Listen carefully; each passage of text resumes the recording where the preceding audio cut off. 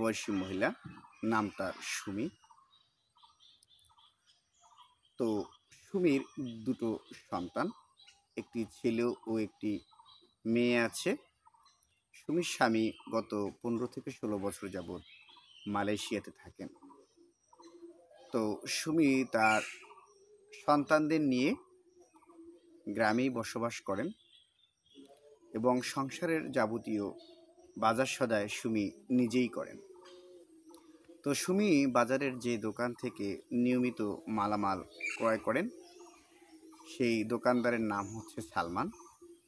তো এই সালমান এবং সুমির মধ্যে একটা সুসম্পর্ক তৈরি হয় এবং এই সুসম্পর্কই একসময় শারীরিক সম্পর্কে রূপ নেয়।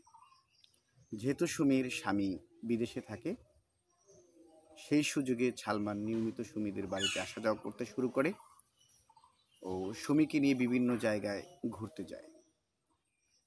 এক পর্যায়ে তারা একে অপরকে স্বামী স্ত্রী হিসাবে ভাবতে শুরু করে। তো এভাবে তাদের প্রায় 14 থেকে 15 বছর যাবৎ তাদের সেই শারীরিক সম্পর্ক, বিবাহ বহির্ভূত সম্পর্ক, পরকীয় সম্পর্ক, আপনি যেটাই বলেন না কেন, সেই সম্পর্কে তারা আবদ্ধ থাকে। আর এই সম্পর্ক চলাকালীন সময়ে সুমি সালমানের যাবতীয় হাত খরচ, তার হচ্ছে বিভিন্ন ঈদ কোরবানিতে উপহার, সব কিছুই সুমি তার হাজবেন্ড মালয়েশিয়া থেকে যে টাকা পাঠাতেন সেখান থেকেই বহন করতেন। এবং সুমি জানালেন যে এই টাকার পরিমাণ প্রায় 8 থেকে 9 লক্ষ টাকা।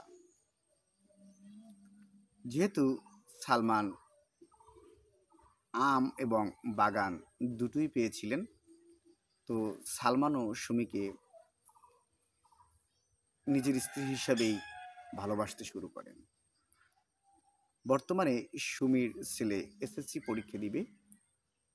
তো সেই সুবাদে কয়েক মাস পূর্বে সুমির মনে হলো যে এই সম্পর্কটা আর টিকিয়ে রাখা উচিত হবে না, কারণ ছেলে বড় হয়েছে, মেয়ে বড় হচ্ছে। আর যেহেতু আজকের 15 বছর যাবৎ তাদের মধ্যকার সম্পর্ক, গ্রামের অনেকেই সম্পর্ক কথা জেনে গেছে। তার সহজ সরল স্বামী, সেও হয়তো জেনেছে বা জানেনি। তো সুমির মনের ভয়, যদি তার স্বামীটা জেনে যায় তবে কি জানি কি হয়। সুমি এই তার মনের কথা আজ পর্যন্ত কাউকেই বলেননি। তো সুমির সাথে আমার কর্মসূত্রে পরিচয়। সুমি সেই সালমানের নামে একটি মামলা দায়ের করার জন্য আমাদের কাছে এসেছিলেন। তো সুমি জানালেন যে সুমির মনে যখন এই অনুশোচনাটা এসেছে যে আমার ছেলে কিছুদিন পরেই এসএসসি পরীক্ষা দিবে, তাই এই সম্পর্কটা আর আমি টিকিয়ে রাখতে চাই না। তাই সুমি সালমানকে ডেকে তার সব কিছু বুঝিয়ে বললেন, কিন্তু সালমান বুঝতে নারাজ। এবং সুমি কখনো কল্পনাও করেননি যে সালমানকে তিনি এতটা বিশ্বাস করেছেন, ভালোবেসেছেন, তার স্বামীর কষ্টের পাঠানো টাকা এই সালমানকে দিয়েছেন। সেই সালমান তার সাথে এমন বিশ্বাসঘাতকতা করতে পারে, কারণ সালমান সুমির সকল হিস্ট্রি, সুমি যখন যখন সালমানের সাথে শারীরিক সম্পর্কে লিপ্ত হয়েছেন, যখন ফোনে কথা বলেছেন, ভিডিও চ্যাটিং করেছেন, সব কিছুর রেকর্ড সালমান গোপনে ধারণ করে রেখেছেন। তো সুমি যখন সালমানকে ছেড়ে যাওয়ার কথা বললেন, সালমান সুমিকে সব রেকর্ড দেখালেন এবং বললেন, তুমি যদি আমাকে ছেড়ে যাও তাহলে আমি তোমার এই সকল রেকর্ড তোমার স্বামী, শ্বশুর, তোমার বাবা মা এবং গ্রামের সবার কাছে পৌঁছে দেব, এমনকি সোশ্যাল মিডিয়ায় এগুলো পাবলিশ করে দেব। কথা শুনে সুমি ভয়ে আতঙ্কিত হলেন এবং গ্রাম ছেড়ে ঢাকায় গিয়ে বসবাস করতে শুরু করলেন এবং সালমানকে সব কিছু মুছে ফেলার জন্য 5 লক্ষ টাকা দিলেন। কিন্তু নাছোড়বান্দা সালমান কিছুতেই সেগুলো মুছে না ফেলে পুনরায় তার ঢাকার বাসায় গিয়ে হানা দিলেন যে তুমি যদি আমার সাথে শারীরিক সম্পর্কটা কন্টিনিউ না করো, আমি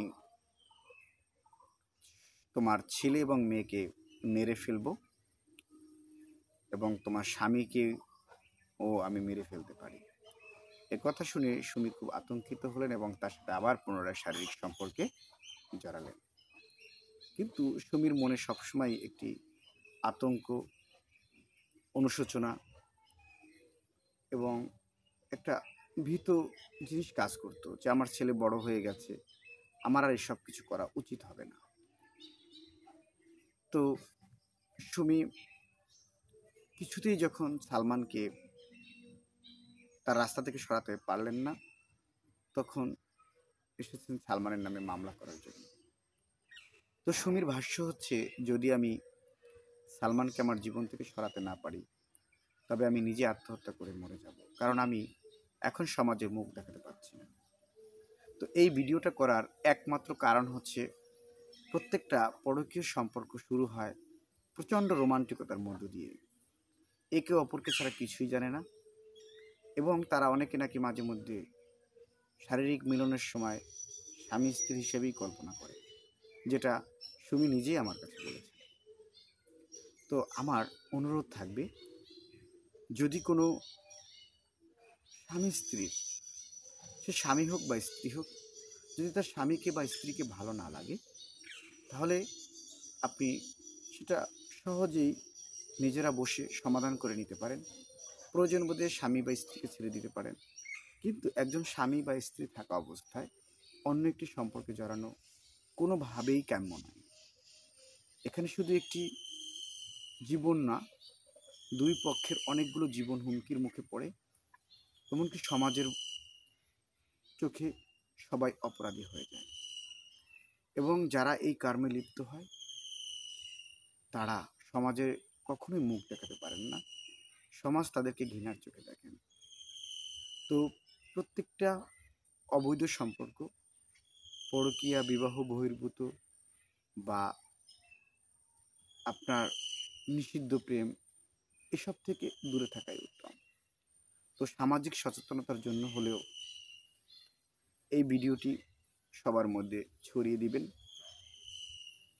সবাই শেয়ার করবেন এবং আপনাদের অবস্থান অবশ্যই কমেন্টসের মাধ্যমে জানাবেন।